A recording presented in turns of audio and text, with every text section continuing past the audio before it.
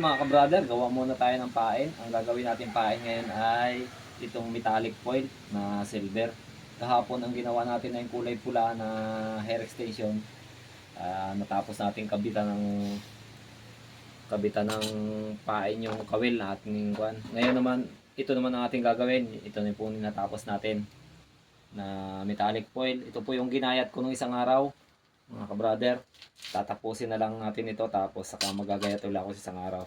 Bali, stock natin ito, maigi ito at nagagawang pain. Hindi katulad nung sa hair extension na kailangan pag gumawa ka ng pain ay kasama na yung kawil. Ito, nagagawa natin. Nalalagyan natin dito sa pwede rin ang nito, pero itong ginagamit namin ay ito yung goma na yung wire na inaalis namin yung laman. Kaya may butas siya sa loob. Kaya ito ang aming ginagamit. Eksakto rin kasi laki. Pero pwede rin gamitin yung nito na malalaki. Ganitong kalalaki. Ito mga ka-brother na tira doon sa ating ginayat na metallic foil. Ito na lang ang ating tatapusin. Ayan. Patilos ang gayat. Tapos dito ay malaki. Kaya ang gagawin natin, ang paggagawa nito, aalisin natin yung kanto. Itong dito sa dulo. Yan. Yan.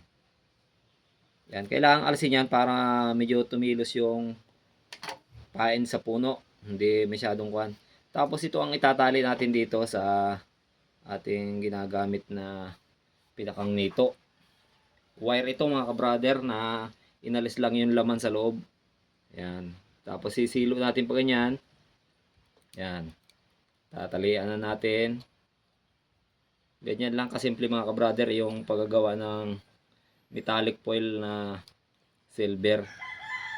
Yan, isang pain na agad dito mga ka-brother.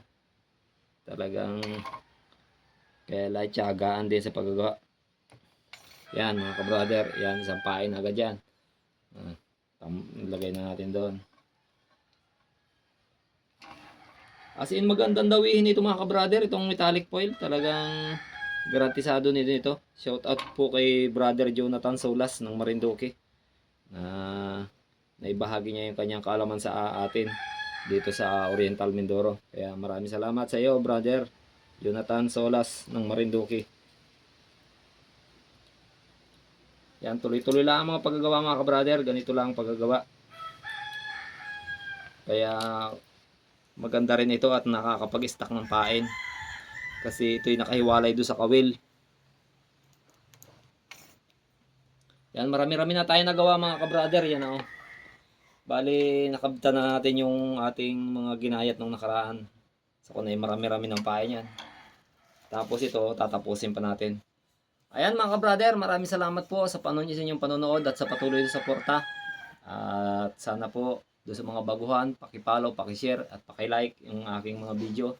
Hanggang sa muli mga ka-brother, maraming salamat at God bless po sa ating lahat.